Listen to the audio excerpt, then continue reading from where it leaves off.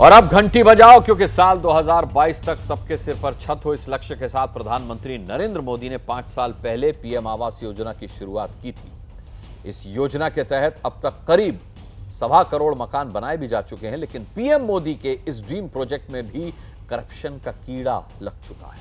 इसीलिए मैं कह रहा हूं, जोरदार घंटी बजाइएगा। सरकारी पैसे की लूट करने वाला सिस्टम गरीबों के घरों को तक नहीं छोड़ रहा। इसीलिए मकान तो बन गए पर उसमें छत नहीं है। जी हां, मध्य प्रदेश में पीएम आवास योजना के तहत बने हजारों घर आधे पड़े हैं, अधूरे पड़े हैं। ये रिपोर्ट देखिए और गरीबों का हक मारने वालों की जोरदार घंटी बजाइए।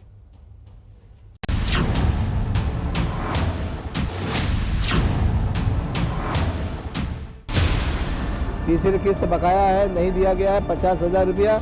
उसके लिए हम भागते दौड़ते रहते हैं। सब परेशान है, सबका अधूरा है। पैसे ही नहीं है, क्या खाएंगे, क्या बच्चों को खिलाएंगे। अभी कोई हमें पैसे ही नहीं मिला है, तो अधूरा है। आज तक कभी कोई लाभ नहीं मिला। अधिकारियों की काम करने की इच्छा नहीं है। यहाँ देख सकते हैं कहीं एक भी आवास नहीं बना, न कॉलम खुदे। भाई 1 साल हो गया, जो कभी दूसरी किस्त नहीं मिली। इन घरों को देखिए और सोचिए कि सपनों को कैसे तोड़ा जाता है।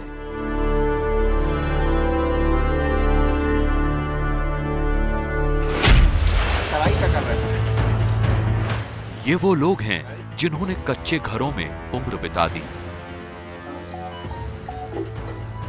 लेकिन पक्के घर के सपने ने अब उन्हें कहीं का नहीं छोड़ा। शायद वो कभी पक्के घर का सपना देखते भी नहीं अगर प्रधानमंत्री आवास योजना ना शुरू हुई होती।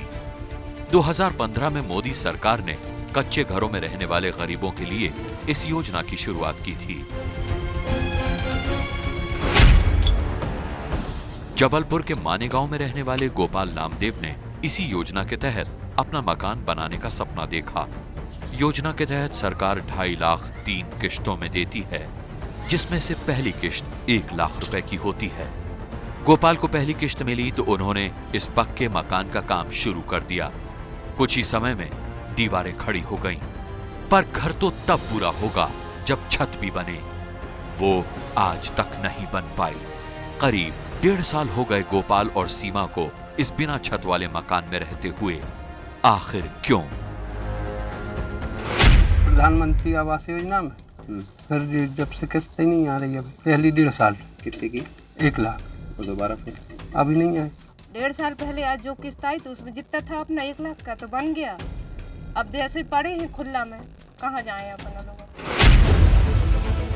खुले आसमान के नीचे जिंदगी गुजार रहे इस परिवार को लगता है कि ऐसे पक्के मकान से अच्छा उनका कच्चा मकान ही था। और ऐसा सोचने वाले वो अकेले नहीं हैं। इसी इलाके में रहने वाले सावित्री बर्मन और रमू सेन का घर देखिए। वही हाल, दीवारें हैं, छत नहीं। रमू सेन ने हमें अपनी पासबुक दिखाई, जिसके मुताबिक पिछले साल जुलाई में उनके अकाउंट में 1 लाख रुपए आए थे।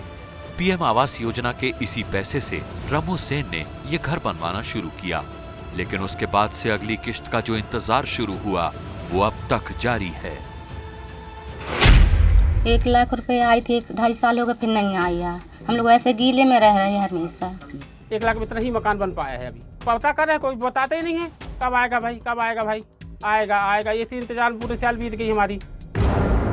जबलपुर में पीएम आवास योजना के तहत बने सैकड़ों मकान इसी तरह आधे अधूरे पड़े हैं। योजना की अगली किश्त लेने के लिए लोग सरकारी दफ्तरों में चक्कर लगा रहे हैं, पर उन्हें कोई जवाब नहीं मिलता।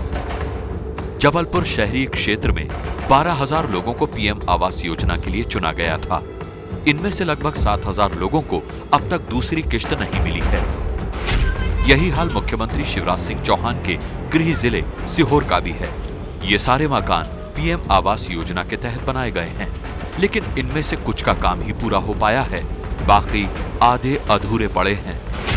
जैसे ये मकान, इसमें दीवारें हैं, खिड़की का ढांचा लग गया है, लेकिन छत नहीं है। पैसे ही नहीं है, किस्त कहाँ से पैसे, किस्त डाले आप उसमें कर्जे में चले, इसमें चले गए, भरे करवा दी, सब करवा दी। उसके बाद में आप 2 किस्त हुए, इसके बाद में कह रहे पढ़ाई थे 1 लाख रुपए, तो हमारा खुद का उधार सुधार करके लगाया। किश्तों का इंतजार कब तक करें और जब तक किश्तें न मिलें तब तक क्या करें? इसी उहापोह में ज्यादातर लोगों ने इन्हीं आधे अधूरे मकानों में रहना भी शुरू कर दिया है। लेकिन उनकी शिकायत है कि प्रशासन ने अब तक इस इलाके में बिजली पानी की व्यवस्था तक नहीं की है। इसके वगैरह डल नहीं पा रही समय पे, और ये अपने लेटरिन बाथरूम की व्यवस्था भी नहीं है। प्रशासन क्या बोले आगे से नहीं डाल रहा, पैसे आप डालेंगे। ये बात सही है कि वहाँ बिजली और पानी की समस्या है। भारत शासन मध्य प्रदेश शासन से कुछ एक डीपीआर बनाने को लेकर के एक आया था, तो वो डीपीआर हमने भेजा है। तो एक तरफ जहां जबलपुर और एमपी में लोग पीएम आवास योजना की किश्त का इंतजार करते थक गए, वहीं कटनी में एक ऐसा मामला सामने आया जो बेहद चौंकाने वाला है। जिले के बिलहरी ग्राम पंचायत में इस योजना का लाभ ऐसी 2 महिलाओं को मिला जिनकी मौत हो चुकी है। द्रौपदी बाई और परमी बाई की मृत्यु 2016 में हुई, लेकिन सरकारी कागजों में वो 2017 तक जिंदा रहीं। उनका नाम उस लिस्ट में डाला गया जिनका काम पूरा हो चुका था। मैं आपके माध्यम से ये बताना चाहता हूं कि दोनों के एक पैसा भी नहीं आया खाते में। इसमें सरपंच, सचिव, पीसीओ और एडीओ तथा जनपद सीओ ही इनमें संलिप्त हैं। जिसकी 2016 में डेथ हो गई है, उनको 2017 में मकान पूर्णता पे उनको खड़ा करके जो फोटोग्राफ्स जो मेरे जियोटेक में देखे हैं वो मेरे लिए आश्चर्यजनक है, और इसकी जांच करना बहुत ज़रूरी है, और इसमें दंडात्मक कार्रवाई भी उसी तरीके से होगी जैसा आप अपेक्षा कर रहे हैं। जांच और कार्रवाई का ये भरोसा कई बार दिया जा चुका है, लेकिन सरकारी योजना में लूट मचाने वाले हर बार कोई नया रास्ता ढूंढ लेते हैं और इस भ्रष्टाचार के शिकार बनते हैं वो गरीब जिनके लिए योजना शुरू की जाती है। जबलपुर में पीएम आवास योजना की किश्तों में हो रही देरी का मामला विधानसभा में भी उठाया गया, जिसके बाद सरकार हरकत में आई। जबलपुर का तो ध्यानाकर्षण आया है, लेकिन सच्चाई ये है कि पूरे मध्य प्रदेश के यही हालात हैं, और ये केवल आवास योजना में नहीं है, सारी योजनाओं में है। क्योंकि अभी तक ये होता था कि मौके के ऊपर लोग जाते थे, वहाँ पे शुरुआत होती थी तो सच्चाई का पता लगता था। माननीय मुख्यमंत्री जी, प्रदेश में जो हमारे प्रधानमंत्री आवास के लगभग 1,67,000 हितग्राही हैं, उनके खाते में 1 क्लिक से 1600 करोड़ रुपए की राशि हस्तांतरित करेंगे। प्रधानमंत्री आवास योजना में मध्य प्रदेश में लगातार बेहतर काम हुआ है, मगर उस सबके बावजूद लगातार ऐसी शिकायतें मिलती रही हैं कि लोगों को किस्तें न मिलने के चलते परेशानी आ रही है। इस मामले में भी जब विधानसभा में मामला उठा, तब जाकर विभागीय मंत्री ने भरोसा दिलाया कि 12 तारीख को मुख्यमंत्री स्वयं इस मामले में पहल करेंगे और लोगों के खातों में पैसे डालेंगे।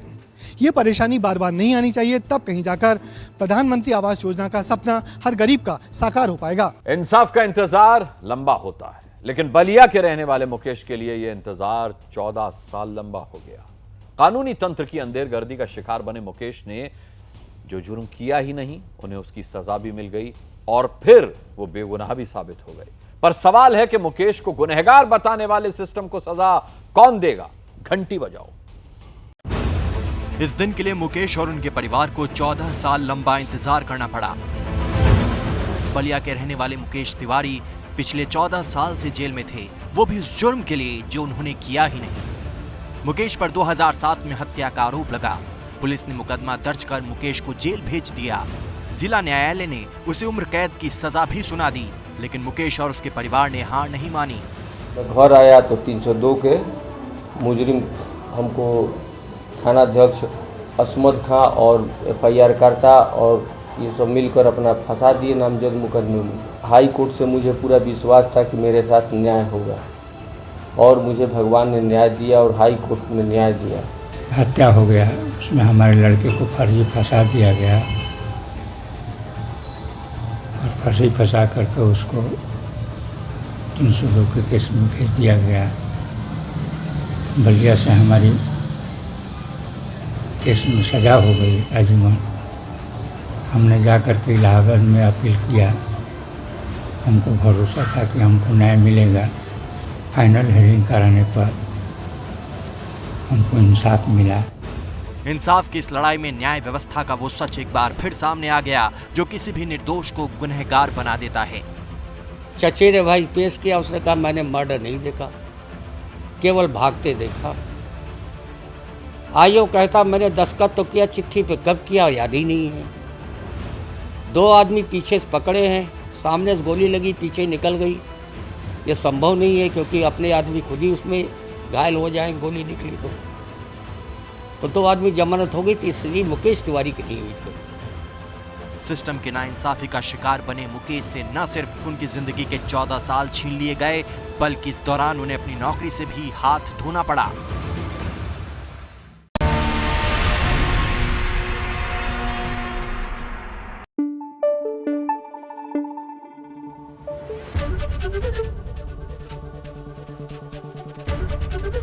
एबीपी न्यूज आपको रखे आगे।